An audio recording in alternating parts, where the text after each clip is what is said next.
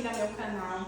A minha irmã, a gente está aqui hoje com a Ana. Ela mora aqui já tem, nos Estados Unidos, já tem 8 anos. Ela vai falar um pouquinho mais dessa transição dela, porque ela morou em outros estados. Vai falar um pouco da maternidade, como foi se tornar mãe também nos Estados Unidos.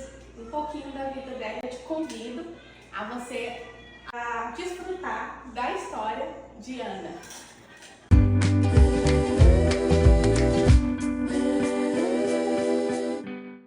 Boa noite, Ana. Então, como era a sua vida lá no Brasil? No interior do Paraná, mas então eu me formei em sistema de informação. Nervosa, né? Tipo agora, tem, né? E vai sair isso aí, né? Ai, meu Deus. Então, eu fiz sistema de informação, me formei, trabalhei já com um pouco de várias coisas lá na minha cidade, muita confecção, e então trabalhei como costureira, tirando linha de calça jeans, enfim, até que eu me formei em sistema de informação. E aí comecei a trabalhar com suporte, depois comecei a fazer implantação de sistemas, e por fim aí eu mudei para Florianópolis e trabalhei numa empresa que prestava serviço para o Tribunal de Justiça. Eu era analista de sistemas mesmo deles, então a gente cuidava do sistema de folha de pagamento do Tribunal de Justiça e tipo assim, eu tava na minha vida profissional realizada, né? Eu cresci com uma coisa assim, eu não quero depender de ninguém, eu quero ser uma mulher independente, então eu vou correr atrás da minha carreira e vai ser isso. Então assim, eu tava nessa parte realizada, né? Mas eu tive um relacionamento, né? Um primeiro casamento, que durou 6 anos. Até que não deu certo, ele seguiu a vida dele. E foi nesse momento que eu estava lá no Tribunal de Justiça, realizada profissionalmente, e aí vivendo, né, essa situação. E tentei engravidar algumas vezes dentro desse relacionamento, não consegui, hoje eu dou graças a Deus. E aí, enfim, não deu certo, eu estava ótima na minha vida profissional, tinha começado bem como estagiária, e já estava como uma sênior, né? Uma analista sênior em pouco tempo, ganhando bem, mas aí essa reviravolta na vida pessoal, acabei que eu decidi voltar para o interior do Paraná. Para início eu conheci meu marido, conheci o Alisson, e a gente se conheceu e 7 meses depois ela se casou. Muito rápido. Só que daí quando a gente se casou, ele gostava muito de Florianópolis também, já tinha viajado para lá algumas vezes, e eu sou apaixonada por Floripa. E aí eu falei pra ele, vamos embora, né, que a cidade não dá certo, vamos embora pra lá, tem bastante emprego pra mim, ele é formado em turismo, um amigo já estava arrumando um emprego pra ele lá. E beleza, então a gente casou já com o pensamento que a gente ia embora da nossa cidade. Aí, nisso a minha irmã veio pra cá e surgiu, eu falei com ele, vamos pra lá, vamos ver como é? E ele, não, imagina, de jeito nenhum. Aí, passou um mês, que minha irmã estava no processo, ele quis. E aí eu não queria mais. Eu não, nessa vida vamos ficar quietinha aqui. Eu entrei acho que num processo tipo assim, eu tentei buscar algo a mais e tive uma grande decepção, eu não quero arriscar, tá tudo muito dando certo. Tá confortável, isso, né? E aí, só que ele ficou naquela, daí ele falou, então vamos tentar, vamos fazer o guia de turismo pra ver como é que faz. Se a gente conseguir, a gente vai lá e conhece. Se não, a gente faz o que a gente estava planejando, que é ir pra Floripa. E a gente fez isso, aí o guia de turismo deu certo, nós fomos aprovados, então vamos vir pra conhecer, pra ver como é que é. Mas tinha alguém já morando aqui, não? Aí então a minha irmã veio. Minha irmã veio 2 meses antes. E aí ela veio através de um amigo que morava na Louisiana. Então daí ela foi pra lá. E então 2 meses ela veio em abril. Foi mais de 2 meses. Ela veio em abril e nós viemos em julho. Aí a gente veio, conheceu, moramos lá. Em Louisiana. A gente morava em New Orleans. É igual, aqui todo mundo coladinho, então. Como é lá, tipo, a temperatura, tipo, Ok. Então, eles estão no Golfo também, né?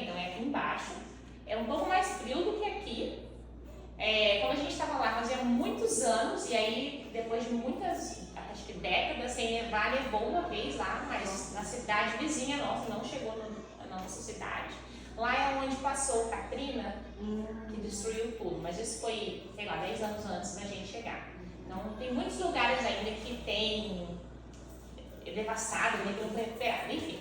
Nós moramos lá 1 ano e 8 meses, mais ou menos. Tá, só vou te cortar um pouquinho, é porque é ano que a gente tá fazendo essa entrevista em Orlando, na região de Orlando, na Flórida. Então, por isso a gente tá falando lá em Louisiana. Pode curtir. E aí, então a gente ficou lá, só que daí a gente chegou em julho, a minha irmã não conseguiu se adaptar, em fevereiro do outro ano ela já foi embora.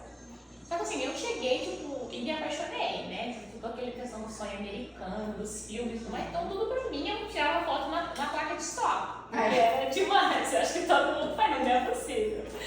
Que vem passear aqui e faz isso. Aí, isso é bem assim, eu cheguei e já não tomava mais anticoncepcional. Já cheguei tentando engravidar.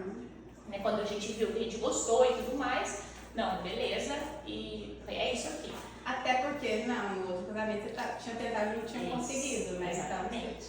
E aí, assim, logo que eu me separei, ele já encontrou outra pessoa e ela já engravidou. Então, assim, já surgiu aquela coisa, assim, será que o problema... Por mais que eu havia feito exames e tudo mais, mas e se, né? E aí, como foi muito rápido, né, que ele, né, enfim, seguiu a vida dele, ficou aquela coisa assim, e se? O problema é em mim, então... Como a gente, mulher se culpa, né? Se cobra também, né?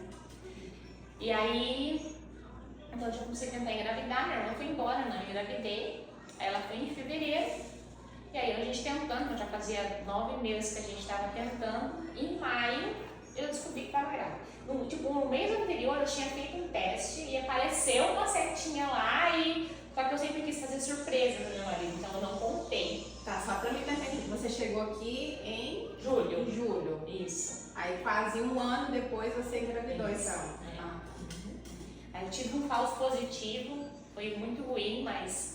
Chegou em julho de 2016. Eu casei em janeiro de 2016, em julho de 2016, dia 27, nós chegamos aqui. E aí, quando veio, eu lembro muito bem, quando fez 6 meses que a gente estava aqui, o Trump assumiu. Que daí foi dia 26 de janeiro de 2017.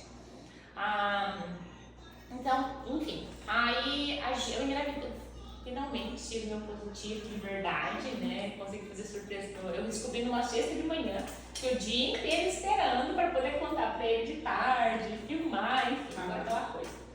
E aí, meu Deus, né? Todo aquele cuidado com a gravidez e tal, mas tive que me mudar de casa, grávida, e eu chorava, meu Deus, vamos fazer o bebê. Aí você já tá pulando nas partes. Não, eu tava lá em Cameron ainda, tava lá na Louisiana ainda. Tava lá em Louisiana. Isso, eu tive que mudar de casa, porque apareceu bed bug na minha casa, então a gente teve que mudar.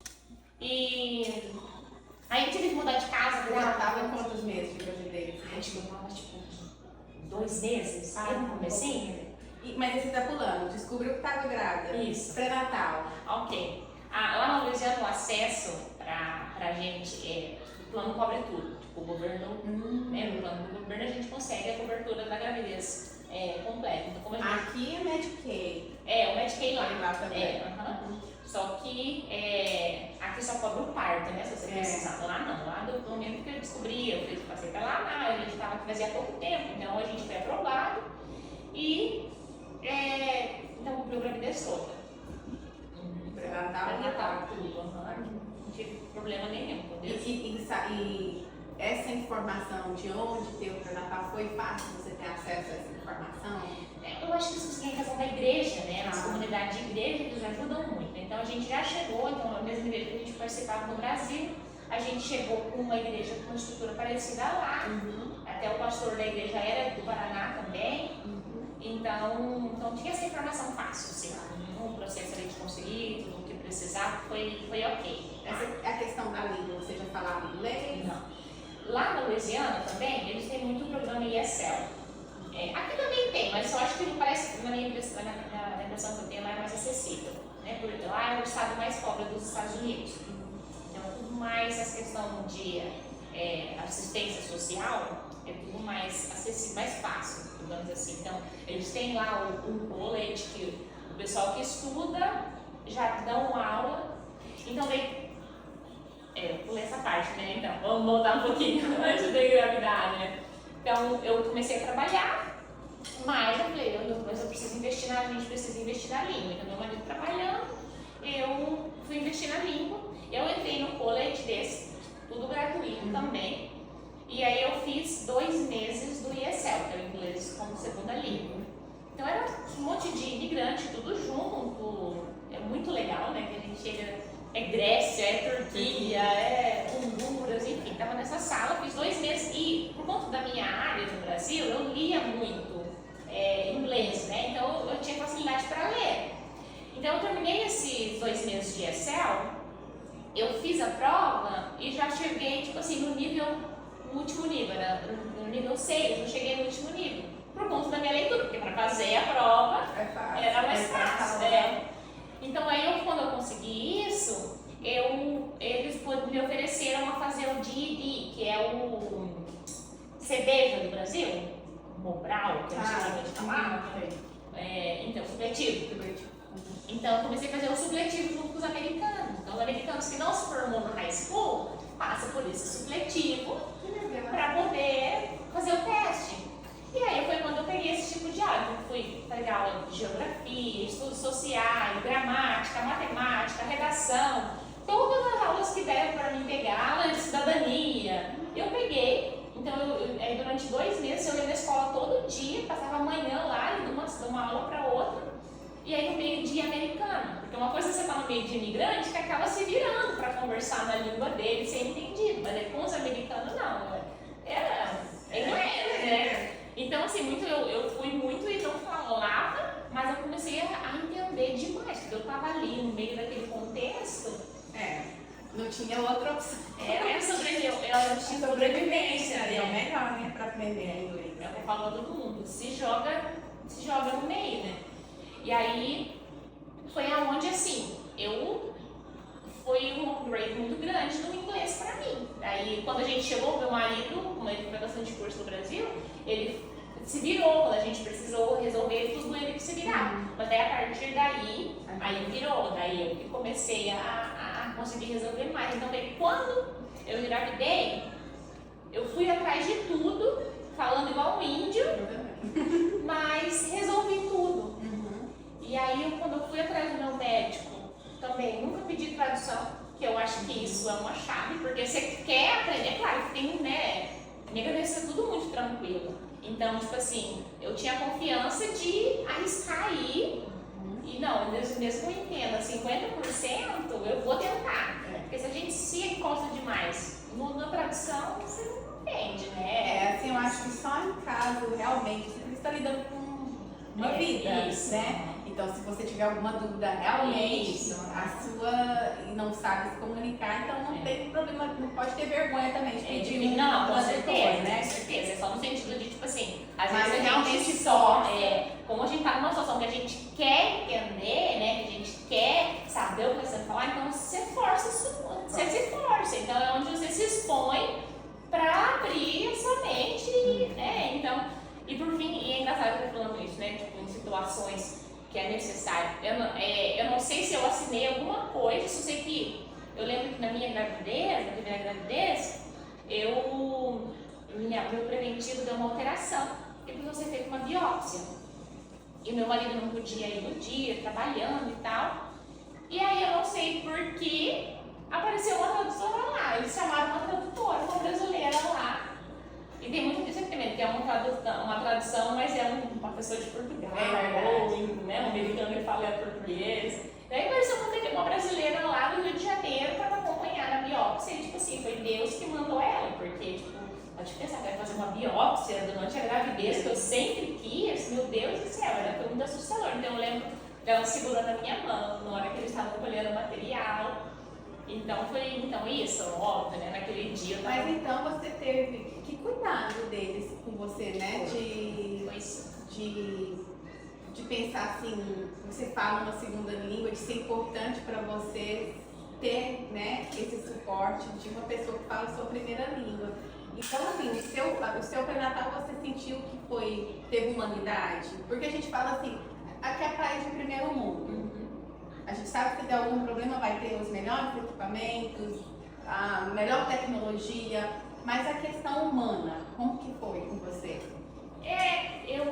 Eu não tive experiência no Brasil, né? Foi muito mais caloroso, mas A gente terá algumas intervenções, não preocupa, essa é a casa de mãe. Então, assim, para mim foi tudo maravilhoso. Aí, assim, depois das minhas outras experiências, que daí eu humanizei muito, né? Que é parto domiciliar, com as minhas duas meninas. Então, não, mas vamos contar. Vamos voltar lá, então eu tô falando. Então lá foi tudo maravilhoso. Pra mim não tinha nada do que reclamar. Aí, tipo assim, depois que eu humanizei, cheguei, tipo assim, num nível de humanização muito alto, digamos assim, aí eu vejo que, olhando, o doutor poderia ter feito diferente tal coisa e tal coisa. Mas na época, pra mim, foi tudo perfeito. Tudo perfeito. O parto foi tudo isso, tranquilo. Foi tudo tranquilo. Eu tinha uma playlist que eu coloquei. Uma coisa que a bolsa estourou? Eu tava de 38 semanas, primeiro filho, morrendo de ansiedade, né? Aquela coisa toda. E eu passei, uma pessoa tinha engravidado antes de mim, e ela tinha induzido, e eu passei, Deus, pra que induzir? Por que não esperou a criança? Aí tá, 38 semanas, 5 dias, o médico de manhã, você quer induzir? Posso ir hoje? A minha pressão deu tipo, um pouquinho acima, mas acho que eu também estava muito ansiosa, enfim. Tanto quando eu fui pro hospital, aí eu fui na consulta, a minha pressão estava um pouquinho acima, nada demais, mas estava um pouquinho acima. E aí o doutor falou, não, pode vir à noite então, vai pra casa, come, não entendi porque ele estava falando aquilo, vai pra casa, come, e depois você volta à noite para internar e pra gente começar a indução. E eu já tinha um pouco de dilatação, tinha 3 dedos de dilatação, uma coisa assim. Fui pra casa comer uma maçã. Oh, meu Deus. Pobre garota, eu não sabia o que estava por vir, meu Deus do céu. Que isso aí eu não soube, ninguém me avisou, ninguém me falou nada. No hospital eles nos ofereceram comida? Então, e aí, não pode, né? Quando começa o processo de indução, não pode. Então aí eu fui pra minha consulta, sei lá, umas 2 da tarde, consultei, eu morava 5 minutos do hospital. Cheguei em casa, comi uma maçã, peguei minhas bolsinhas e voltei pro hospital, ansiosa, não conseguia comer, que meu Deus do céu. Fui pro hospital, cheguei no hospital umas 6, aí quando eu fui fazer a internação, as enfermeiras falaram, mas por quê? Está muito cedo para você estar internando. Tanto que as enfermeiras não queriam internar, porque era a partir de 39. Eu, mas é que o doutor falou da minha pressão, alguma coisa assim. Ela ficou meio relutante, mas aí começou o processo, aí me admitiram às 6. E aí depois daquela maçã, não come mais nada, né? Nada. Só uma pergunta. Onde você fez o pré-natal? Não é o mesmo local do parto? Foi no mesmo local? No mesmo hospital, eu consultava com o doutor, agora eu esqueci o nome dele, mas seria... Então a equipe que te atendeu no pré-natal foi a equipe que fez o seu parto? Tudo. Fiz a consulta com ele o tempo todo e foi ele que atendeu meu parto. E aí eles admitiram, eles me deram, eu acho que eu não fiz nada até meia-noite, eles não fizeram nada, acho que eles colocaram comprimido, acho que foi isso. Eles me deram comprimido. Ai meu Deus, que coisa, eu preciso anotar essas coisas que já não lembro. E aí comecei, então meia-noite, até meia-noite, tinha dilatado pouquíssimo, e aí eles me colocaram no soro.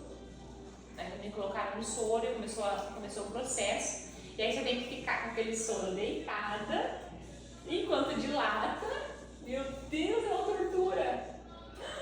Só que daí eu assim, não, tô aguentando a dor, tá ok. Mas assim, aguentar a dor de contração deitada, ai não, é tortura, misericórdia. Eu tive essa experiência, não tive outra. Você já teve outra pra poder, né, comparar. Meu Deus, ai não, assim, é tortura, sinceramente, porque é muito triste, porque eu tive minhas outras experiências, então, se estou sentindo a dor da contração, um movimento, eu tenho, né, liberdade do meu corpo, e pra mim passar por aquele momento. Mas é lá no hospital, conectada, e é fica na barriga havia mexendo. as coisas do bebê. Cartilha. Meu Deus, aí foi no banheiro, foi uma função toda, e aquela dor, e eu não, vou aguentar onde eu aguento. Eu lembro que eu tinha uma coisa, né, que hoje eu olho pro doutor, eu falo, eu perguntei pro doutor, eu quero ter um parto sem anestesia. Ele tipo, não, imagina, eu falei, mas não tem problema, não tem algum perigo, alguma coisa de consequência? Não, não tem perigo nenhum, e hoje eu sei que tem, existem, né? Ok, mas assim, como doutor, ele poderia ter me falado, ou o médico, não, e até melhor se você toma anestesia, porque depois que o bebê sai, eu já faço uma limpeza no seu útero e no seu... Meu corpo não é capaz de fazer uma limpeza. Meu corpo foi programado para passar por esse processo, né? E ele me falou desse jeito e eu, nossa, que doutor massa! Olha a preocupação dele, mas tipo... Né? Enfim. Aí hoje, né, que eu falo, na época eu achei incrível, aí hoje eu assim, não, é uma intervenção desnecessária, né? Enfim. E tem que ser a sua escolha, né? Com a evidências, né, só, de verdade, né? Não, por causa disso, por causa daquilo, mas não, nada, ele só falou isso, não, ele, na mesma hora, não, imagina, tem que ter anestesia, gente, porque é melhor para o controle, só que exemplo, é bom para os funcionários, né? É bom para o médico. Para quem está recebendo. Agora, para o hospital. Exatamente. Agora, enfim. É claro que a anestesia é uma bênção, né? Tem muita gente que... E tipo assim, não é que eu sou contra, meu Deus do céu. Foi uma bênção na minha vida, foi uma coisa que eu tô falando. Para mim foi tudo muito mágico. Você conseguiu até quanto? Dilatação sem anestesia? Até 6. Até 6. Não, eu tô te falando porque eu também não queria. Eu queria sentir. Eu fiquei resistindo até 7. Quando deu 7, nada que ficou parado ali, aí eu fui da anestesia. Aí dá uma. E você sentia alguma coisa, mesmo depois da anestesia? Sente. Pois é, eu não senti nada. Não, aí eu senti a contração vinha bem mais suave do que realmente é. Mas vinha porque você tem que sentir a contração para fazer a força, né? Pois é. E aí eu lembro que o doutor entrou no eu estava já com 10 de dilatação, então eu comecei a indução meia-noite. Quando foi 5 da manhã, eu tomei anestesia, estava com 6 de dilatação. E ele nasceu 10 da manhã. Aí eu lembro que o doutor passou lá, eu já estava com 10 de dilatação. Mas não estava tendo, tipo assim, eu não estava empurrando. O processo de passagem demorou? Não, foi rápido. Eu lembro a gente colocou o celular escondido para gravar, que não podia. E aí, tipo assim, o vídeo todo, assim, desde quando o doutor entrou na sala, foi 20 minutos, 25 minutos. Né? Até o doutor entrar na sala, começar o processo de expulsão e já tirar o bebê, até quando meu marido conseguiu desligar, foi 25 minutos. Então foi rápido. Mas eu lembro que teve uma vez que ele entrou na sala e aquela posição também... Rápido relativo, né? Porque naquela dor, um minuto é hora. Só tem um problema é que eu não sentia absolutamente nada. E aí, quando eu lembro que o doutor entrou na sala e sentou lá para assistir a televisão dele, né? Aí ele olhou, faz força. Aí eu não estava sentindo absolutamente nada, então eu estava fazendo força errada. E aí ele fez aquela cara tipo assim, ó. Aí ele tenta de novo. Não. Aí ele saiu. Então ele saiu e falou, olha, ela tá fazendo força. Ela me levou pra enfermeira. Ela tá fazendo força errada. Tipo assim, como se, né?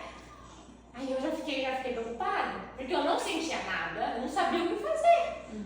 Aí isso tinha uma amiga minha que nunca foi mãe, até hoje não é mãe. Mas aí ele saiu dela veio. Olha, eu assisti muitos vídeos, ela estava acompanhando muito a minha gravidez, eu assisti muitos vídeos. Faz a força, do cocô, do número 2, faz a força. Mas eu não conseguia sentir, eu não sentia nada, não sentia meu corpo. Tanto que eu falava assim, nossa, não deu vontade de fazer xixi, eu nunca tinha tomado anestesia. Daí meu marido falou, amor, tá indo, só não tá sentindo, como é que pode, né? E muitas grávidas também, a maioria faz o número 2 durante também. Pois é. Porque a força é no mesmo lugar, né? Eu lembro que, eu acho que eu tava fazendo força e a força tava vindo pra cima, eles falou alguma coisa assim. E voltando só um pouquinho, depois, né, que eu comecei o processo de indução, não pode comer mais nada, pode chupar gelo. E aí começou a me bater a fome, porque eu tinha comido uma maçã 2 horas da tarde. Então é outra coisa que eu acho que é uma tortura também. Né? Você está passando por um momento mais especial da sua vida com fome. Então eu ficava, eu já encomendei um centro de coxinha, eu queria comer coxinha. E aí eu ficava a noite toda, não é coxinha, eu vou comer coxinha, daqui a pouco eu vou comer coxinha. E aí o médico estava na coxinha. Tava na coxinha, eu vi hora de comer coxinha. Aí daí o médico veio nessa cara, então já ficou aquela um pouco de tensão no quarto. E aí eu coloquei minha playlist, umas músicas de adoração e tal, pra relaxar. Então a gente tem umas fotos bem legais, tipo, bonitinha, eu toda maquiada, essa minha amiga foi me maquiou. Sei lá, 20 minutos antes do parto, eu tava com uma cara de plena. E aí eu falava, não, daqui a pouco eu vou comer coxinha. Então eu pensava na coxinha, porque o clima tava ficando tenso, pra eu poder dar uma relaxada, eu ficava pensando na coxinha. Aí por fim, aí ela me falou isso, eu tentei mentalizar e deu certo. O Abraham nasceu, o doutor deu 2 pontos, que depois eu tive que 2 dias depois voltar lá que tinha dado ponto errado. Aconteceu comigo também. Eu tava machucando, eu fui lá, o doutor me machucando, ele, o que você tá fazendo? Ele tá me machucando, ele olhou, não, eu tava tirar, 2 dias depois, ou seja, não precisava nem ter feito. Aí ele tirou. No meu caso, eles não fizeram mal feito e eu fiquei sangrando, eu comecei a ter hemorragia. Aí tiveram que refazer pra costurar direitinho. Mas vamos continuar.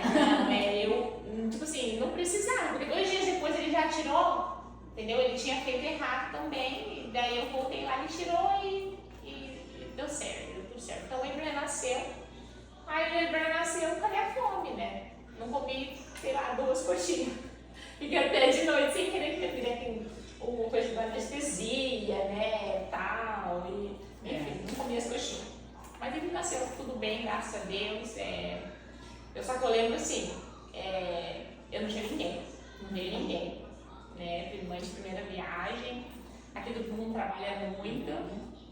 E aí eu falava assim, o que eu vou fazer com esse menino de madrugada? Ele vai morrer afogado e eu não comer. Tá, vamos recapitulando. Abraham nasceu, tirou. Lembra de quantos quilos? Ok. 3.600. Olha, é grande. 3.647 centímetros. Ele era gordinho.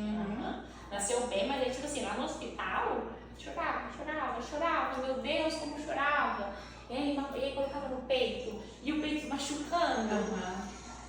E ele só queria ficar no peito, aí meu marido lá comigo. E aí eu lembro que as enfermeiras vieram falar que, né, no outro dia a gente ia sair, não sei o quê. Eu falei, moça, mas como é que eu vou pra casa com essa criança? O que eu vou fazer com essa criança na minha casa? Eu quero ficar mais um dia. Daí elas, não, mas tá tudo bem, ele tá ganhando ele, né? O peso dele tá ok, você tá amamentando, você tá bem, não tem por que a gente segurar você aqui. Eu falei, mas, tipo assim, eu não conseguia conceber como é que eu ia voltar pra casa com aquela criança. Sozinha, ele ia morrer de madrugada. Era a única coisa que eu pensava. E aí, outra coisa, né? Aí tem aquele mãe, tá chorando, é cólica. Aí lá no hospital a pessoa, não, aqui, dá esse remédio pra ele. Aquele monte de gente ali vendo o seu desespero, querendo ajudar. Mas aí aquele monte de palpite, né? Aí você fica perdida, com 2 dias de vida da remédio de cólica. Né? Mas. E aí outra pessoa também que me falaram que não podia sair do hospital sem colocar na cadeirinha. Que eles não deixavam nem sair do hospital. Aí coloca a Abraham na cadeirinha, dentro do quarto, e a Abraham sai gritando, chorando desde o quarto, sei lá, no 3º andar, com a cadeirinha no meu colo, estava na cadeira de roda, esgoelando até o carro, aí esgoelando até em casa. Chorou, sei lá, 20 minutos seguidos. Daí eu na minha cabeça, não, ele tem trauma agora da cadeirinha, por isso que eu não gosto da cadeirinha. Meu Deus do céu. E aí fomos pra casa e eu entrei num processo de quase depressão pós-parto por conta de tudo isso, assim, dessa preocupação excessiva, ansiedade excessiva, né? Ele vai morrer. Meu Deus, como é que eu vou cuidar desse menino sozinha? Tipo, eu não Não tinha um suporte familiar. Não tinha nenhum. E as pessoas, eu falava, as pessoas que eu queria, que me viram tentando engravidar por anos no Brasil, e agora eu tô tendo meu filho aqui, eu não tenho ninguém dessas pessoas pra estar perto. E foi assim, até os 3 meses. E aí nisso tudo, o trabalho lá puxou de um jeito, o Alisson começou a ficar em casa, e a reserva que a gente tinha começou a ir, e a gente não tem jeito. E durante a gravidez, a gente veio uma semana em dezembro, o Alisson, meu marido, conseguiu um trabalho aqui na Disney, e a gente veio e ficou um mês aqui em Orlando. Eu estava entre 33 a 36 semanas, nós ficamos aqui. E dessa pessoa que tinha esse trabalho fixo na Disney, e voltamos, enfim, passou todo esse processo de parto. E aí, o trabalho lá não estava fluindo. Esse rapaz tinha um trabalho aqui, e o Alisson conversou com ele: não, pode vir, tem trabalho para você. E aí, com 15 dias que o Abraham estava de vida, nós viemos embora. Deu um meio-dia, na casa de uns amigos que tinham vindo um pouco antes. E eu lembro que daí a gente chega naquele lugar muito incomodado, eu falei: não, tá com calor. Tirei a camisetinha dele, deixei peladinho radical. Aí mandei uma fotinha pra minha mãe, pelo amor de Deus, esse moleque não pode ficar pelado, esse menino tem 2 semanas e não sei o que. Enfim, aquele desespero, né? Aquele desespero. Aí eu fiquei uma semana na casa desses amigos. Aí a gente ia, ela ia comigo no apartamento que a gente alugou, e eu arrumava a mudança, mas eu voltava pra ficar lá porque eu tava no meu resguardo ainda, né? 3 semanas de parida. E aí eu falava, tipo assim, o Ibrahim só chorava, e eu tava muito mal, assim, então eu não tinha emocional pra estar lidando com aquela situação. E aí eu falava pra ela: fiquei com ele um pouco, eu lembro que eu saí lá, sentei lá fora, e tipo assim, meu Deus do céu, o que vai ser da minha vida, assim, tava muito...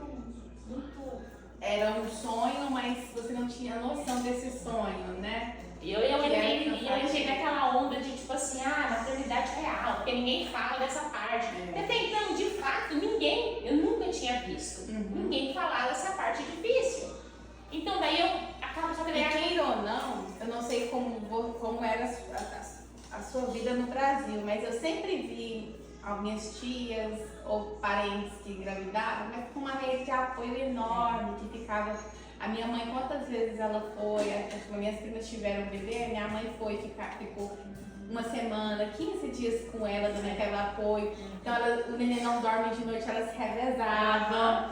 Então a gente não tem isso aqui, né? Muito por questão de visto, que é uma problemática, né? E a gente passa assim, eu sei que muitas mulheres também no Brasil devem passar por isso, simplesmente mudar de estado e ficar fora, não ter esse apoio, elas passam lá também por isso, simplesmente mudou de estado, eu tô sozinha.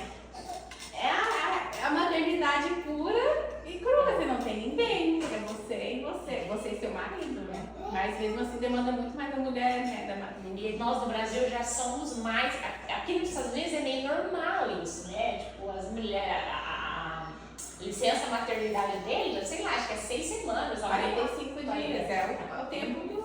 Então já estão acostumados, não deu tempo, coloca na escolinha e toca a vida, trabalha até no dia que vai ganhar bebê. Às vezes tem. Então já estão acostumados, a gente no Brasil não. Então, todo aquele sonho que eu tinha, na minha cabeça, tipo, tinha sido roubado de alguma maneira por estar longe. E aí eu comecei a falar pra ele: vamos embora. E graças a Deus ele falou: calma, eu não. Ele falou pra mim: vamos fazer o seguinte, vamos esperar passar esse começo, vamos esperar pelo menos até os 3 meses. Se depois você ainda tiver com essa realmente decidida, nós voltamos. Se não, aí a gente conversa. Aí a gente faz se você estiver decidida mesmo, a gente faz um planejamento e a gente volta. Aí assim, graças a Deus, né, que ele teve essa sabedoria para falar isso, porque com 40 dias eu já comecei a melhorar e ficar melhor, E aí eu lembro quando eu falei pra uma amiga minha, falei, quando que esse negócio de maternidade começa a ficar legal? Porque até agora é só, né? Eu acho que é aquele momento que a gente tá tentando ser quem a gente era, mas a gente nunca mais vai ser quem a gente era. E a gente não querendo entender que a gente agora é responsável por outra pessoa e que a gente vai ter que abrir mão das nossas vontades. Eu não consegui entender, como é que eu não vou dormir? Mas faz parte, né? Faz parte do processo de transformação, mamãe. E só que eu não tinha essa maturidade, né? De entender isso. Então demorou, e 3 filhos pra me chegar nessa maturidade.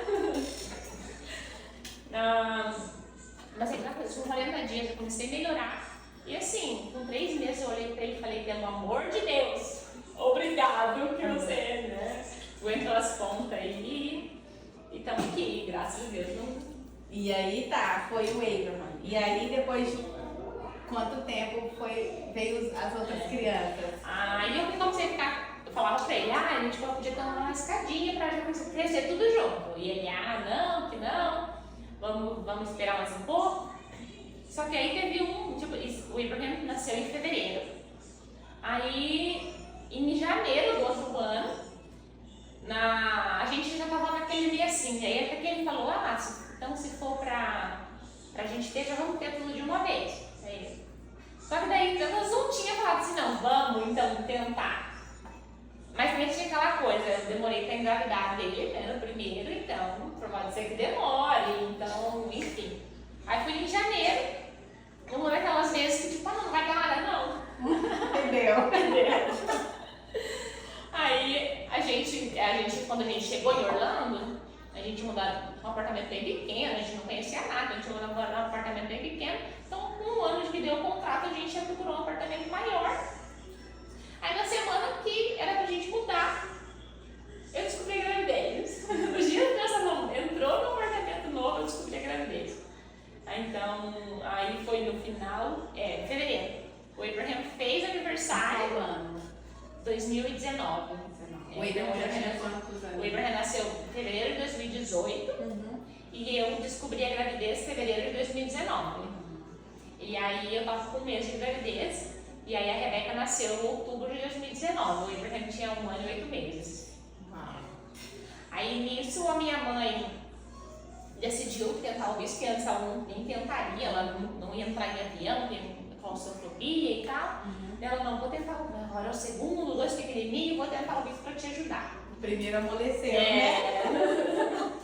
Aí minha mãe foi tentar o visto, foi negada. E nisso a minha sogra também falava que não, morria de medo de altura e não ia vir. Daí eu até brinquei com ela, falei, sogra, minha mãe vai vir conhecer o neto seu não vai. Aí ela decidiu tentar o visto, né?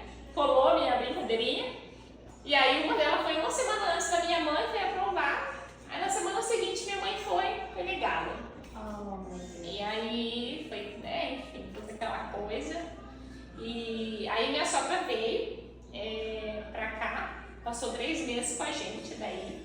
Aí eu tive a experiência, né, de ter uma pessoa pra ajudar. Não é mãe, né, é diferente, mas né, tive a experiência, meu Deus do céu, uma benção. Uma benção, toda a vida é bem-vinda, né? Foi sim. E aí, nisso a minha cunhada veio também, já ficou com a gente. Ela veio pra ficar. E aí, voltando. Eu falo, depois do Abraham, eu comecei a me informar mais aí, porque na primeira vez eu só pensava no bebê, no enxoval, e não sei o quê. Não me informei nada, tipo, o que o médico falava eu fazia. E aí na segunda gravidez não, aí como eu já comecei a entrar mais nessa questão da maternidade, eu comecei a ver melhor o que realmente é, como, enfim, me informar, né? Coisa que a gente não tem, né? E, às vezes isso, de se informar sobre parto, sobre... A gente quer ter o filho, não sabe como, mas quer ter, né? Não, porque o que é que saúde tá bom. Mas aí eu fui atrás de me informar e aí decidi que eu queria passar pela experiência, eu não queria passar por essa vida sem a experiência da dor do parto. Que é o parto humanizado. E daí foi quando eu comecei a procurar. Aqui na Flórida, então, quando eu engravidei, em Orlando, eu fui lá na igreja First Baptist, eles têm um centro para grávidas, e aí lá eles estão passando todas as informações, fazendo ultrassom, e aí foi quando na época a Mônica estava lá e me passou informação. Eu pedi essa informação para ela, né? Ela falou, então você vai no hospital, não sei o que, mas eu queria saber sobre o parto humanizado, sobre ter uma, né, no birth center. Aí ela me passou a informação desse birth center e no e-mail ela falou, mas também eu tenho uma midwife, que é a parteira, né? Que ela faz parto em casa. Aí eu, tipo assim, eu ignorei aquela informação, né? Tipo assim, eu parto em casa, eu moro num apartamento, nem pensar, imagina que eu vou ter um parto em casa, né? E aí fui nesse birth center pra conhecer, fiz um tour e tudo mais. Quando eu cheguei lá, que eu entrei no lugar que era o nascimento, era meu quarto. Era a mesma coisa do meu quarto. Entendeu? Era uma cama, eles colocavam ali uma piscininha pequenininha e um banheiro. Aí quando eu olhei aqui, eu falei, tá, mas... Acho que vai ser mais confortável em casa. Eu vim pra cá, ficar 2 dias aqui, sendo que se isso aqui é a mesma estrutura que eu tenho lá em casa, por que não? E aí foi então quando aquela sementinha germinou. E eu fui atrás dessa midwife para poder me informar sobre o parto em casa. Mais uma pergunta, nesse local, nesse centro, se alguma coisa desse de errado durante o parto, o que pode acontecer? Eles tinham uma estrutura lá dentro ou não? Então assim, a midwife, a parteira, né, no Brasil a gente chama de parteira, midwife, ela é uma pessoa que ela fez uma faculdade, um curso técnico para atender parto. Ela só pode atender o parto, tudo que se relaciona a parto. Então, eu acho que há 4 anos elas têm que ter horas tipo, como doula. Então, doula é uma coisa, doula é um suporte emocional. E a midwife, a parteira, ela é algo que no Brasil é enfermeira obstétrica. E mais ou menos, né? Então, ela tem todo ali o que ela pode fazer, a quantidade de ponto que ela pode dar e tudo mais. E eles também têm tipo, um órgão regulamentador, que quando ela precisa recorrer a uma ajuda. Tipo, então aí eles, quando a gente, lá no birth center, eles não têm essa estrutura, mas aí eles estão perto de um corpo de bombeiro ou alguma coisa. Então é tipo assim, tem as diretrizes que precisam estar tudo acontecendo de acordo com aquilo, senão eles são obrigados a ligar para o 911. Entendeu? Então a mesma coisa midwife. Então ela responde para um órgão, ela faz parte de um órgão. Eu fui, conversei com ela. Quando eu ia ainda, mesmo assim, quando eu ia conversar com ela, eu ainda estava falando bem índio ainda, né? Enfim. Me, 1, 2, enfim. Mas consegui, ela tinha trabalhado muito tempo como doula e tinha se formado não fazia muito tempo, né, como midwife. Então ela atendia na casa dela. E aí eu conversei com ela, né, tirei todas as dúvidas e assim, foi maravilhoso. Foi uma experiência maravilhosa, assim, processo de gravidez, tudo muito, muito humano mesmo, né? Eu fiz uma ultrassom durante toda a gravidez. E enfim, tudo correu bem. A ultrassom eu fiz em casa, eu também tinha um contato, uma pessoa foi em casa fazer a ultrassom. E comecei até com umas contrações assim, mas muitos dias tendo contrações e nada de evoluir. Na madrugada o Alisson foi trabalhar num shopping perto de casa e eu tava com 39 semanas e 6 dias. Quase. Aí ele foi trabalhar, qualquer coisa você me liga, eu tô aqui pertinho, beleza, vai. Deitei, peguei o sorvete, eu tirei até uma foto com o sorvete em cima da barriga, comendo sorvete, assistindo Netflix, o Abraham dormindo. Dormi, o Alisson chegou, o Abraham chegou pra minha cama, eu acordei com um pouco de dor. Mandei ele levar o Abraham pra cama dele e ele nem tomou banho, nem deu tempo dele tomar banho. Eu comecei a fazer os exercícios, aí eu fui pra bola, só que eu fiquei com medo de chamar a midwife e ser alarme falso. E demorei a pedir ajuda. Já pedi ajuda, fui ali aguentando. Não, isso não foi. Tinha contratado fotógrafo, a midwife. Que legal. Aí deu 5h10 e a midwife estava a 40 minutos de carro. Deu 5h10, aí eu já tinha vomitado, já tinha tido diarreia. Aí, na verdade, quando eu comecei a ter diarreia, eu falei assim, não, tá séria, tá séria. Aí eu liguei pra ela e falei pra ela.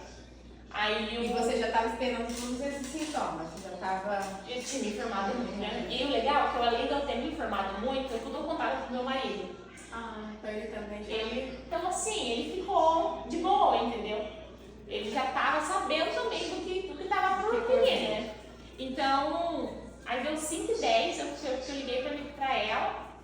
Dela, não, eu tô indo agora. Ele saiu e passou um pouquinho, eu falei pro Alisson, liga também pra fotógrafa, mas fala pra ela também do Alisson tá vindo, ela vai ver, não sei o quê. Aí ele foi falar com ela, daí pra ela não vir, ela, não, eu tô indo. Não quis nem saber, eu tô indo. Aí já saiu de casa, já veio porque minha fotógrafa chegou primeiro que a do Alisson, porém, 5h20, 5h17, eu tava indo pro banheiro, a bolsa estourou. Aí sentindo tudo aquilo, eu voltei pro quarto, encostada na parede assim, eu comecei a sentir meu corpo passando pela Partolândia mesmo, mas não entendi ainda que era a primeira vez que eu tava sentindo. Aí eu comecei a voltar pro banheiro, eu falei pro meu marido, pega o celular e tira uma foto, só pra gente ter o registro, só no caso de, né? Ele, tá bom. Ele pegou o celular e eu voltando pro banheiro, ele tirou uma foto. Só que quando eu tava voltando pro banheiro, ele já viu a cabeça da Rebeca para o lado. Meu Deus. Aí ele já começou a filmar. E aí eu tinha comprado um top, um par, não deu tempo de colocar top nenhum. Aí fui pro banheiro e fui pra debaixo do chuveiro, né? Fui na banheira pra debaixo do chuveiro, com aquela dor nas costas, não sei o quê. Mas assim, instintivamente me ajoelhei e dei a força, fiz a primeira força, saiu a cabeça dela. Segurei, eu lembro que eu segurei a cabeça dela, ela é cabeluda. E não tinha, a mulher não chegou? Não, ninguém tava, eu e meu marido, o Weber já tava dormindo. Aí ela saiu a cabeça, e aí eu, meu Deus, ela é cabeluda, eu esperei um pouquinho, daqui a pouco, dei outra força, ela saiu. E eu peguei ela e já coloquei no peito. Ai, que emoção. Foi, nossa, que experiência maravilhosa. Muito, muito mesmo, meu Deus. O initiation E aí... Não apavorou nada. Muito tranquilo. Aí eu comecei a dar de mamar já pra ela.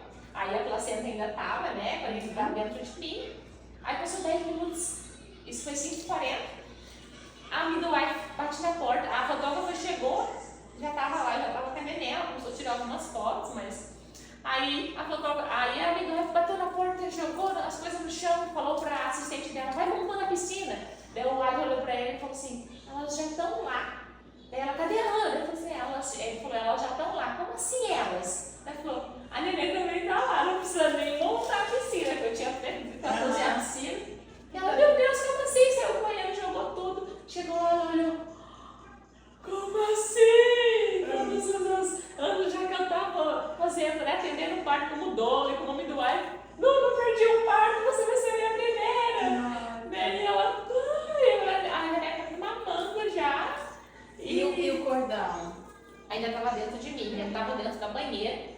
Aí a gente conversou um pouquinho e ela já, né, começou a ficar checando, ela já olhou a água tá muito fria, vamos sair dessa água. Você precisa sair daí. A água estava muito fria, a morna dentro da banheira.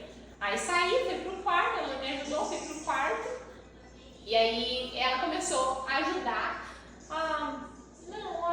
Deixa eu pensar. Não, a gente fez o processo na banheira, é isso mesmo. Então ela já chegou, como a água já estava esfriando, ela falou, vou te dar uma ajudada para poder soltar quando você sair dessa água. Daí a placenta nasce aqui, o sangue já fica por aqui mesmo. Mas então, aí ela fez um pouco de massagem na minha barriga para ajudar a soltar. E aí, tipo, dói também, meu Deus do céu. Nossa, aí ela, vamos trabalhar junto, enfim. Aí eu fazia força, ela ia puxando devagarzinho, tem que ter muito cuidado, né, para não soltar. Aí tirou, aí eu fui pra cama e meu marido cortou o cordão, aí toda aquela coisa, a fotinha com a menina. O Weber tá dormindo. O Weber tá dormindo. Isso era 5h pouco da manhã. Aí a midwife faz todo o processo, né? Ela pesa, toda aquela avaliação que ela tem ali do bebê, né, ela faz aquela avaliação que faz no hospital, aquele afogar, aquela nota que eles dão para o bebê e tudo mais.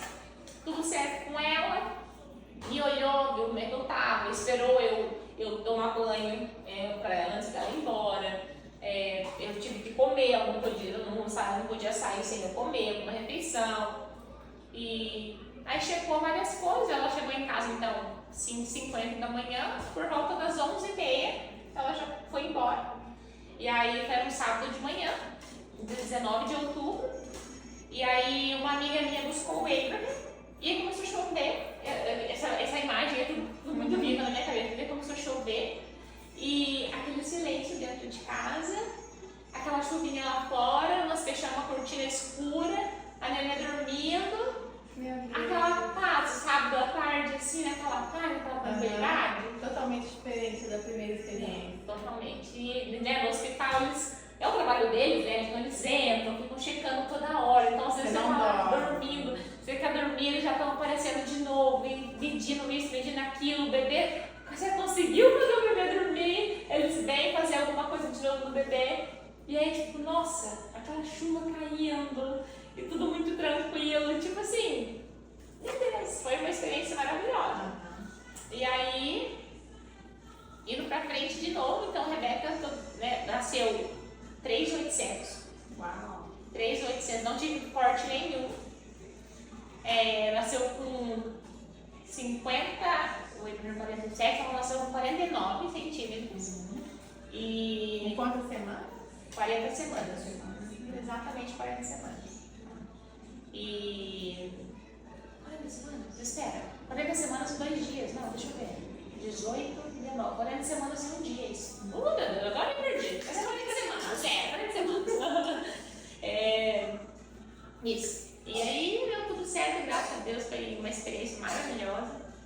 E minha cunhada, né, tava com a gente, foi bem gostoso, ela cresceu, né? A neném já tinha ela ali e tudo mais. Veio a pandemia, mas né, eu tava também com o bebê novinho, então já não saía muito, então a gente passou aquilo ali, foi ok assim pra gente. E aí a gente decidiu mudar para uma casa maior, né, que agora ela tava com a gente, só tinha 2 quartos. Aí mudamos para uma casa maior e passou um tempo, eu comecei a falar, quando a Rebeca completou 2 anos, não, um pouquinho, perto de completar os 2 anos, eu já comecei a falar pra ele que eu queria outro, que não sei o quê, e ele não. E aí eu lembro que um dia eu fui num encontro de mulheres numa igreja e a pessoa estava falando sobre os sonhos que Deus queria gerar na vida das pessoas e tudo mais. E como aquilo estava começando a virar uma coisa maçante entre eu e ele, eu falei, eu vim aqui tipo assim, falei, Deus, está nas suas mãos. Eu não quero ficar criando, não quero forçar meu marido a nada. Então, tá nas suas mãos. A gente tinha tido uma conversa, só que ele não falou. Eu expliquei pra ele o porquê eu queria mais e tudo mais. Só que ele não respondeu, não falou nada. Não falou que sim, nem não. Nada. E aí, eu fui nesse encontro e ela falou isso. Ela tá falando, então coloca a mão no seu útero, que Deus vai gerar sonhos. Ela tava falando no sentido figurado, ela tava falando, no sentido físico. Deus vai gerar sonhos, não sei o quê. Mas eu lembro que eu aproveitei aquela oração, coloquei a mão no meu útero e falei, Senhor, o meu útero é seu. Se o Senhor quiser usar, ele está aqui. Se o Senhor não quiser, então tire isso do meu coração. Para não ficar criando uma situação dentro da minha casa. Eu não quero mais falar sobre isso. Então, desde quando eu cheguei nos Estados Unidos, eu nunca mais tomei anticoncepcional. Então, sempre cuidando ali do meu período. E, então, tipo assim, na hora, né? A tabelinha. É isso, Então, na hora ali da intimidade, meu marido, aí, precisa se cuidar? Não precisa? Ele estava sempre me perguntando e a gente, né, nessa coisa. E aí, naquele dia, então naquela semana, eu ia estar no meu período fértil. E aí, como eu tinha conversado com ele, e ele não tinha falado nem sim, nem que não, a gente entrou naquela semana e ele não perguntou nada antes se precisava cuidar ou não. Então eu falei, então ele decidiu. Então ele decidiu. E pronto, naquela semana ali, a gente, né, namorou. Quando foi na sexta-feira, e eu já tava querendo ansiedade, eu falei, vou perguntar pra ele, o que fez ele mudar de ideia. Na minha cabeça ele já ia, porque você é uma ótima mãe, você não sei o quê, então eu percebi que eu quero a nossa família aumente, não sei o quê. Sexta-feira eu vou conversar com ele, as crianças tinham tudo dormir, a gente assistindo filme. Aí eu preparada, aí, amor, o que fez você mudar de ideia dele? O que você tá falando? Eu falei, ué, de ter mais um filho. Daí ele, ué, mas por quê? Eu não mudei de ideia. Daí eu falei, o quê? Como assim? Daí ele, não. Daí eu fui e falei, mas olha, a gente conversou assim, assado, e aí depois você não falou mais nada e também não se cuidou. E daí ele, ah, tá. Eu falei, pois é, mas agora já foi.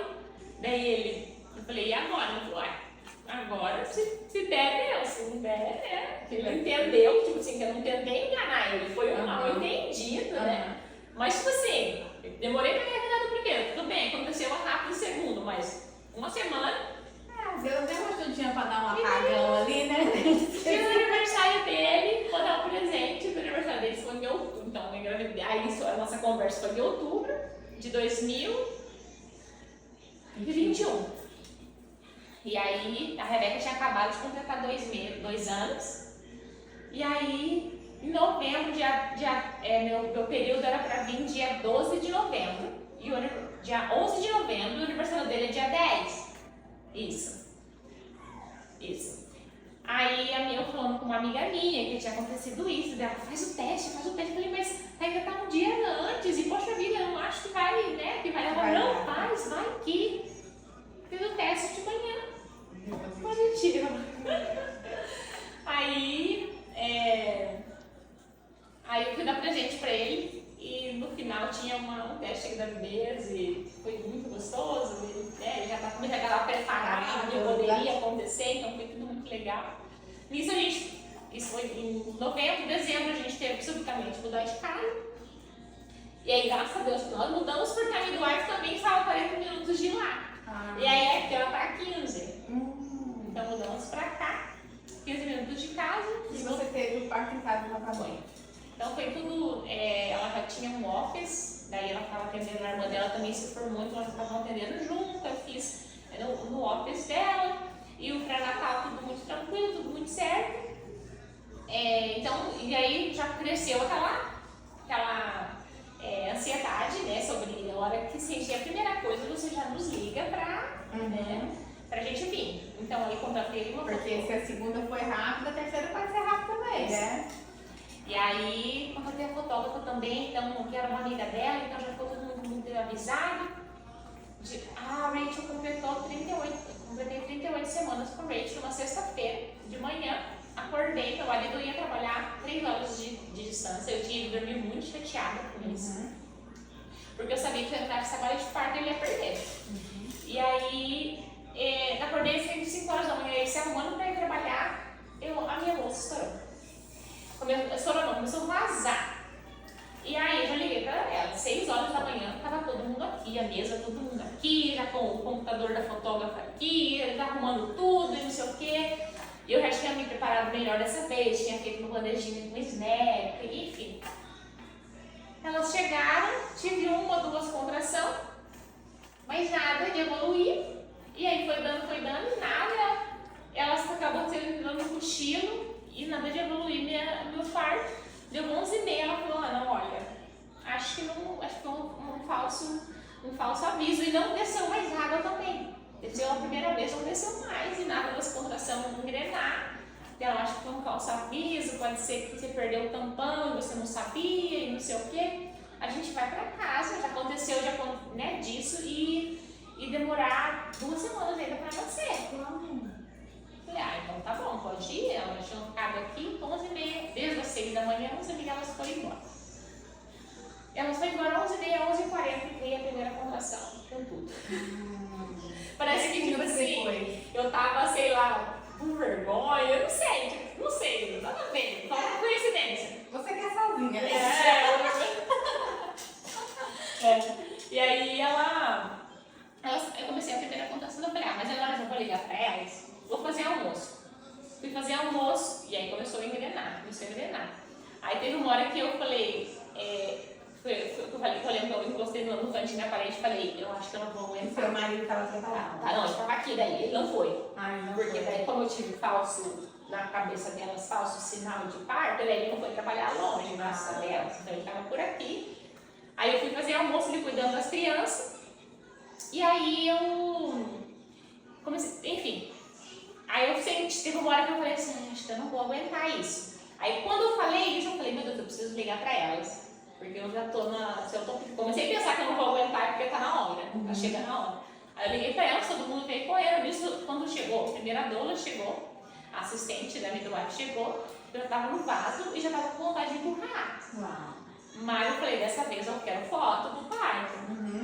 Aí fui pro chuveiro, né, eu fui pro chuveiro pra aliviar a dor, a midwife também chegou. Daí a midwife, você quer que eu chame seu marido? Eu falei, eu não vou ter esse bebê antes, meu marido da fotógrafa chegar aqui. Aí ela, meu Deus, então você tem que sair do chuveiro por causa que senão você não vai aguentar segurar. Aí vai ter que deitar. Eu falei, como eu vou aguentar deitada? Ela falou, é o único jeito. Aí eu falei, então eu quero. Fui, deitei, fiquei uns 10 minutos deitada, sentindo contração, uma atrás da outra. E tipo assim, segurando, cruzei as pernas e eu quero ter foto desse parto. E tipo assim, hoje eu sei que foi uma responsabilidade, porque eu poderia ter colocado a minha filha em risco. Não recomendo que ninguém faça isso. Mas, enfim, né, como eu já tinha tido a outra experiência. E aí a fotógrafa chegou e tipo assim, 5 minutos depois ela nasceu. Aí quando a fotógrafa chegou, a midwife falou, pode ter um bebê agora. Eu falei, eu quero ir pro banheiro, não quero deitada. Aí levantei, fui pro chuveiro e aí foi 2, 3 minutos. A neném nasceu. E aí teve a foto. Teve a foto. E, bem, 3 filhos. O que mudou? Eu queria falar um pouquinho da espiritualidade. Não quero falar de religião, mas a sua conexão com Deus. Como que era antes no Brasil? O que mudou depois com isso? O que mudou depois da maternidade? A sua conexão com Deus? Tudo. Primeiro, você acredita em Deus? Sim, sou evangélica, né? Desde criança. Então, mas assim, conhecia ele de ouvir falar. Né? Eu cresci, meus pais sempre foram crentes, evangélicos, então eu era filha de evangélico, cresci na igreja, então eu sabia de tudo aquilo ali, né? Tive ali as minhas experiências, né? na parte da separação também que eu passei um processo, Deus trabalhou muito em mim, né? nessa fase, mas assim, de intimidade com Deus, de experimentar Ele no dia a dia, né? Porque era muito assim, não, Deus e eu preciso, era muito assim separado, né? Tipo, Deus não está aqui numa louça que eu estou lavando, Deus está, né, na questão da igreja evangélica, Deus está na hora que eu estou cantando lá na frente, Deus está na hora que eu estou falando dele para alguém. Então era tudo muito isso, era tudo muito, Deus estava na igreja.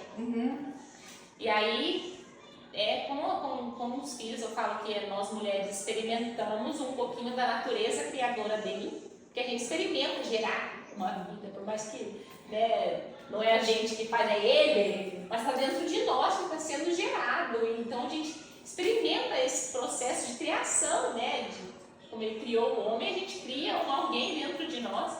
Então a gente experimenta esse gostinho de criar uma vida e de conseguir enxergar isso, né? De conseguir colocar ele no dia a dia. Na hora que eu tô acordando de madrugada, então, claro que isso foi um processo, como eu falei, de 3 filhos para eu chegar nessa maturidade, né? Para eu conseguir. Talvez era imatura demais os outros 3 filhos para mim chegar, mas de olhar e falar, nossa, quando a Bíblia fala, quando você tá um copo de água para um pequenino, você tá fazendo como se você estivesse fazendo para mim, isso vai ter recompensa. Então, quando você acorda de madrugada para atender seu filho, não é porque é simplesmente sua obrigação, é um ato de serviço a ele, de adoração a ele. Trocar uma fralda é um ato de adoração a ele. Então, quando eu comecei a olhar mais dessa maneira, tudo fica mais leve, né? Então, no primeiro filho eu estava ali, quando que ele vai me dar algum retorno? Quando que ele vai me dar algum sorriso? Quando que eu vou começar a sentir a alegria de ser mãe? E agora não, eu só quero servir eles e entender que esse é meu chamado e que eu estou cooperando com Deus naquilo que Deus quer fazer na vida deles. Então... Mais amor e menos expectativa. expectativas, né? Mais serviço, mais abrir mão do próprio ego, né? Eu queria ser, nisso tudo, né? Nesses anos de América e na maternidade, eu queria, lá no Brasil, eu queria ser independente, eu não queria depender de ninguém, eu queria ser, né, esse empoderamento que eles falam. E hoje eu me sinto empoderada, mas empoderada pelo Espírito Santo. E aí aprendi que vocês falam, aprendi né, tantas coisas ali. Agora, hoje a gente faz homeschool, então eu sento do lado do meu filho para ensinar e eu aprendo com eles. Então, eu falo, e hoje eu já falo, os nossos filhos, a gente pensa assim, não, Deus está me dando filho para mim criar e ensinar eles. Mas é quase que meio a meio. Deus quer nos ensinar através dos nossos filhos. Então, através dos meus filhos, eu aprendi a ser menos egoísta. Eu aprendi a abrir mão do meu ego, abrir mão de coisas que eu gostava de fazer para servir eles e fazer isso com alegria. Assim, o que eu vejo muito na nossa... Acho que o capitalismo, né? Feminismo, que se a gente abrir mão da nossa carreira, que é mais importante, coloca como isso, que é muito mais importante a carreira, os bens, a criança ter um monte de coisa, e a gente acaba, eu falo de mim, e eu estou vendo durante essas entrevistas que acontece a mesma coisa, que a gente vem para um país que é capitalista, que é os Estados Unidos. E eu estou vendo que você e eu também me tornei muito menos capitalista aqui do que se eu acho que eu estivesse no Brasil. E aí eu queria que você tentasse assim, é claro que a gente não sabe o se, né? Aí se fosse desse jeito, mas se você fosse mãe no Brasil, como você acha que você seria mãe lá? Com certeza não seria... Não, nem metade do que eu sou. Até, tipo assim, se for pra gente até comparar com a reação que eu tive. O que eu quero que as pessoas entendam é que, tipo assim, não é que você que mora no Brasil, você é menos mãe do que uma pessoa que está fora do Brasil. Eu acho que cada um tem um tipo de experiência e um chamado. Eu acho que nós que decidimos sair dos Estados Unidos, não é nós que decidimos, eu acho que nenhuma folha cai, é Deus, né? Então é porque acho que nós deveríamos passar por essa experiência, porque eu tenho certeza que se eu fosse mãe no Brasil, eu não seria uma boa mãe. Eu estaria totalmente focada no meu trabalho, eu estaria trabalhando 2, 3 empregos e visitando meus filhos à noite e olha lá para dormir, entendeu? Então, bem, eu quero saber da sua, esse sim, que eu acho que até pela comparação entre como eu reagi quando eu tive o Abraham e como eu reagi quando eu tive a Rachel, que é a última, né? A Rebeca ainda estava ali num processo ainda que eu tive a experiência de ter, e aí com a Rachel eu falei, eu não quero ninguém. Não porque, foi ruim a experiência de ter, não, é porque eu consegui perceber o quanto era necessário nós passarmos como família, o quanto eu era capaz de passar por nós como família, éramos capazes de passar por aquele momento e era o melhor para nossa família. Então, assim, eu me escorava muito assim, que nem com o teu Abraham, eu me escorava, nossa, como é que eu vou fazer para me dormir? Então, se eu estivesse lá no Brasil, eu ia ter alguém para ficar com ele para me dormir, então eu não ia precisar aprender a abrir mão disso. Então, para mim, como eu falei, talvez eu acho que eu era muito imatura, então eu precisei passar por isso para me chegar no amadurecimento de falar, não, tudo bem abrir mão disso. Eu sei, você joga comigo, Fala baixinho aí. É uma criança com fome, eu acho. Eu precisei passar por essa experiência para me chegar no nível de maturidade. Né? Então...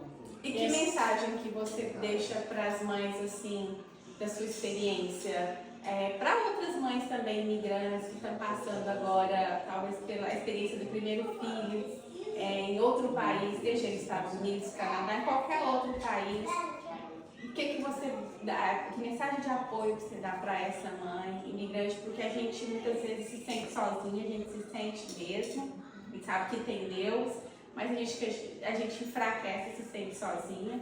Então a gente tem que também levar um pouco da nossa experiência para elas se sentirem abraçadas, né? A gente pode fazer, a gente faz. Então, que mensagem de apoio você pode dar para essas mulheres que estão passando por essa primeira experiência ou não? Eu acho que é sempre lembrar, você é capaz, o seu corpo é capaz. Eu sei que existem muitos fatores que pode, né, ter, mas busca sempre o conhecimento sobre o seu corpo, sobre como tudo funciona, né, durante a gravidez. E depois, como bebê, você é capaz. Deus nos criou, nós tem um instinto, né? Deus nos criou para isso. Nós somos criadas para multiplicar. Então, acredita nisso. Acredita que Deus não faz nada errado. Se Deus te trouxe, te levou para um lugar diferente da onde você idealizou que está quando você sonhou em engravidar, é porque Ele tem um propósito nisso, né? Como a Jéssica mesmo falou, não caiu uma folha sem a permissão de Deus. Então, Deus tem um propósito nisso e é um propósito para crescimento. Tudo que Deus faz é bom. Então, se abrace no processo. Não tente ser quem você era no passado. Porque eu estou tentando procurar me encontrar de novo. Você não vai se encontrar de novo, porque você não é mais a mesma pessoa que você era antes de passar por uma gravidez, de passar pelo processo de ter um filho. Então você é uma nova pessoa e Deus quer fazer isso também na sua vida, de te levar para um nível de maturidade e para te fazer ser uma mãe que talvez perto, né, de mais gente, você não conseguiria ser, não por falta de capacidade, mas porque quando a gente tem mais apoio, a gente pode se apoiar. E aí quando a gente não tem, a gente descobre que a gente é muito mais forte do que a gente imagina. Bem, eu acho que é isso. Tem mais alguma coisa que quer compartilhar com a gente? Então é isso. Hoje esse papo foi com a Ana. Eu espero que vocês tenham gostado e se sintam abraçadas, e esse nosso suporte é para vocês. Muito obrigada. E tenham uma boa noite, um bom dia, uma boa tarde. Não sei se Muito obrigada por me receber. Obrigada.